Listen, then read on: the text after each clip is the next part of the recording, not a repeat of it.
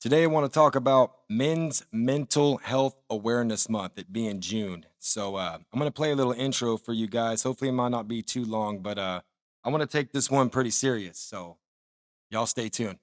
600,000 men a year, 58,000 men a month, 14,000 men a week, 2,000 men per day.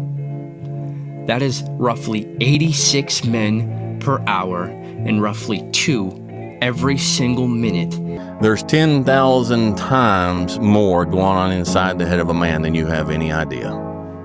He's carrying burdens that you don't have a clue about, and he don't know how to express them, and he don't know what to do about it, and he figures if he puts it out there and communicates it, he's just going to be shot down, called a fool, called weak, so he carries it inside, and you have no clue the burdens and the hell that most men are carrying inside and not even showing you.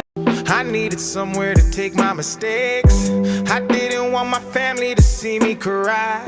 They'll never know I'm carrying all of this weight, dealing with the pressure of trying to provide. That men are 4 times more likely to take their own lives because men face extreme pressure and loneliness, and it's a struggle for us to express ourselves emotionally as we face societal pressure to uphold emotionless, hypermasculine facade. But it's up to us to change that, and that's the goal of Men's Mental Health Month. Check in on the men in your life because you never know what they may be holding in.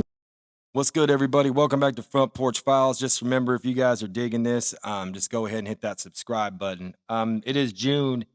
Well, it's been June, and I just want to brush up on one of these episodes. Make sure I put one of these out there of men's mental health awareness. I don't want to talk about anything that's going on, anything that just makes you mad. I'm not here to stir the pot, and I'm not here to trigger a lot of things. But I believe men do hide a lot of things, whether it be for masculinity or don't want to feel like a wuss or anything like that. But, I think it has something to do with all of us growing up. I mean, men, I don't know if you could relate to me, but we've all heard that. Man up.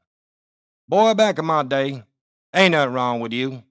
And it even goes as far as your adult life. I'm pretty sure we've all heard someone go through this. How about your daddy doesn't love you? He's not picking you up this weekend because he doesn't care about you. Now, you know what I mean? Then a man hears that, then what's next?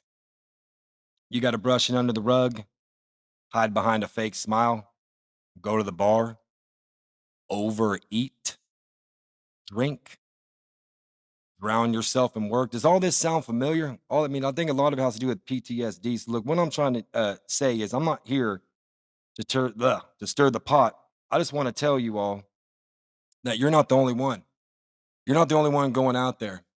And there's a lot of people that that don't think there's going through stuff to hide behind a smile. And I'm telling you, we all remember Robin Williams, right? That was just one of them. So now I know when we go through tough times or we're all going through a struggle, but this is something I believe that men deal with every day.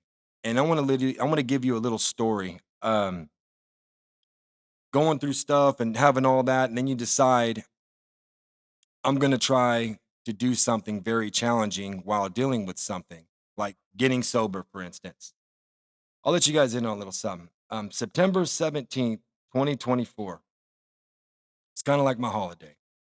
I've been going through a lot of things in life, and that's the day I decided I was walking through the wrong storm. Now, I thought the only reason I hadn't realized I was walking through the wrong storm, but I knew. I knew it was the wrong way, but what I did was just like a lot of other people. As long as I stay on the right path and I'm able to get help and walk through it, I'll be all right. But see, my help was addiction, all these things like self-medicating, masking things.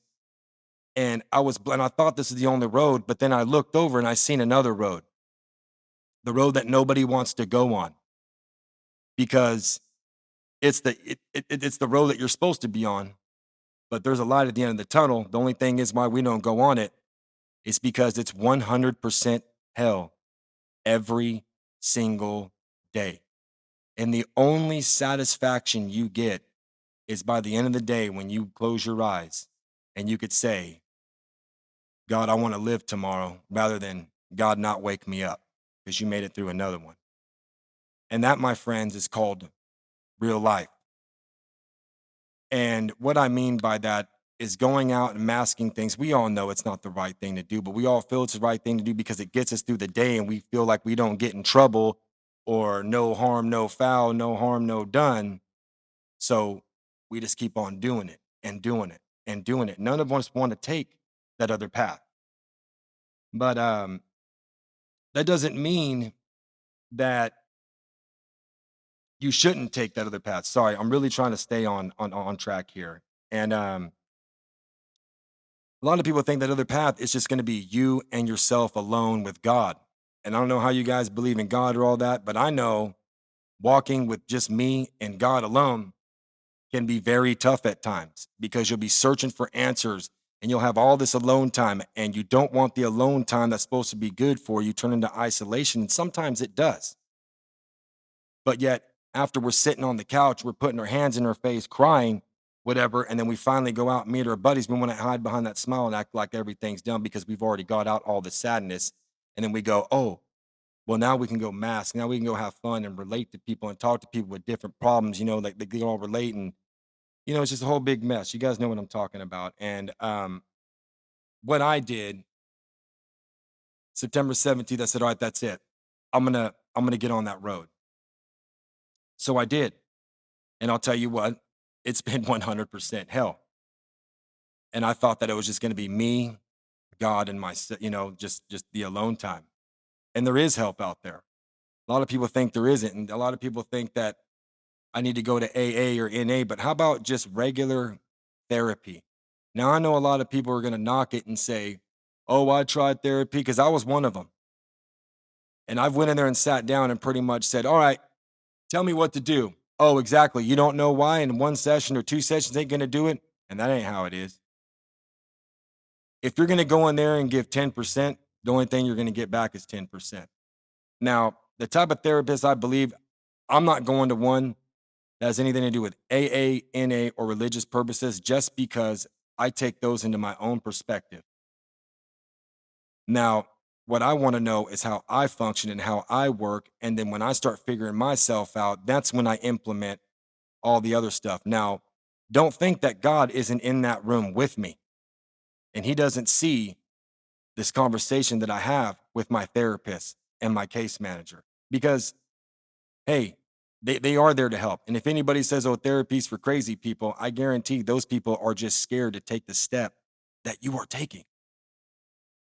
Um, So again, now I'm not downing AA, I'm not downing NA because if you need that, that's cool.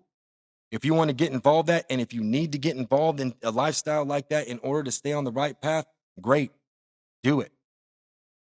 Yeah, I'm a big advocate in that. But I'm not doing the AA thing because I can't sit here and tell you that I'm not going to have a drink from the rest of my life and you know what I mean until I die. I don't want to commit that. And then on top of that, I don't want to be beat and feel like I'm ashamed and have someone go, "Well, now you got to start all over from day one." No, that's discouraging. Now, some people might say that's not how my AA thing is or my AA class is. Well, that's how I was approached to it and maybe not. So you know what? I chose to do things on my own. Now, I'm not knocking it. And I'm not knocking NA either. So with that being said, now, I mean, and here's another thing. We're gonna get on that. The whole start from day one, and then it's just like, oh, then what about all the other progress? Say you had like 5 years clean, you mess up one day, so now one's gonna say you got to start from day one. Anyway, let's get off of that subject because that's another opinion. Now, as far as helps in other groups, there's a whole bunch of other groups. There's groups that like teach DBT. Look that up. I learned that in a treatment center called the Center, a Place of Hope. Dr. Phil sends some of his people there. Shout out to all the people in Washington, the teamsters up there that pay for it to me to go to, and I love all you guys still up there. Um, but there's also groups where if you need to be around people, other people that are struggling, if you need that brotherly love, if you need that motivation, they are there. There's depression groups. There's all kinds of groups. And guess what? If you live outside the Bakersfield area and you have to drive an hour to get it, well, then do it. Do it. It's only going to start with you, man. Now, this is where I'm going to, say the tough love, because I was that person. Feel sorry for myself. Oh man, I got to wear my heart on my shoulder. And maybe the nicer I am to people, and the more I say yes, God's going to see that. That's not it. God will put you in the same situations over and over and over and over until you learn what He is trying to tell you. Now, I'm not sitting here and saying I'm a preacher, because I could walk to the store and have someone disrespect and wanted to get it out in the street and you'd be like, oh, well, Gary's a hypocrite. But I'm going to tell you right now, in this moment in time, right now, I want to make it. I want to live life, and I don't want to worry about what other people's are doing or what other people's are thinking, what other people's are thinking. But I want to let you guys know that men's mental awareness and their health are being hidden. Not a lot of men are talking about it. That's why not a lot of men at the dinner table, or when you go see your mom or your parents and you ask, how you been? All you're going to get is, I'm all right. Because no one wants to sit there and say, I'm going through this. Because what happens when you say that? 99% of the time, people are just going to listen and say, hey, I'm here if you want me. And then when their phone rings, it might ring a couple times, and that's it. So don't rely on people. Rely on yourself and God. Do it. You can do this. I'm telling you. Now, shoot, I'm getting off all on track. Okay, here's another one. When you go to these groups, I've done this, I've stereotyped people. Somebody might come in and you might say, hey, ain't nothing wrong with that dude. Like, he just pulled up in a Mercedes Benz with the shirt on, or with a shirt, suit, and tie on. And that dude might spill a story that might make yours sound like you're a crybaby, which you're not a crybaby, because everybody deals with their stuff in a different way. So all I'm saying is, men, you're not the only one out there. You're not the only one that sits on the couch and puts their face in their hands going, man, all I need is money. All I need is money to fix everything, to get a lawyer, to get my kids back, or I just need to find a good church. I find a good church. I'll tell you what, man, with church, I mean, there's my own perspective on that. Like I said, if you want to go to church, and it's a good thing, but just remember, just like AANA church and all of that, this is my perspective. Again, there are going to be haters. There are going to be people that are going to smile in your face, that are going to watch you fall, and you have to smile back. And if you can't take criticism, that's another reason to do things on your own. And when you do things on your own, you will rely on yourself. You won't have a crutch. I'm telling you, but it's okay to reach out. I have friends that I reach out to that hear me cry 2 a.m, that hear me reach out and say, man, I don't know if I could do another day. I can't take this anymore. You're not alone. You're not alone. And I'll tell you this, don't think that God doesn't see every single tear drop for those that are hating on you. Now, I'm not saying let's just wish that God takes care of all your enemies and everything. But just remember, I don't know this by heart, but I know Romans 12:9 says, the Lord says, let vengeance be mine. All right, man, before I let you go, I want to let you guys in on something. I know some of us feel a lot of pain, and some of us may hold grudges at times and not wanting to forgive. But just remember one thing. Romans 12:9 says, the Lord said, let vengeance be mine. And if you do not think that the Lord sees every single tear drop, He does. And I'm going to read you another scripture. It goes, Ezekiel 25:17. The path of the righteous man is beset on all sides by the iniquities of the selfish and tyranny of evil men. Blessed is he who in the name of charity and goodwill shepherds the weak through the valley of darkness, for he is truly his brother's keepers and the finder of lost children. Talking about me and you, brothers.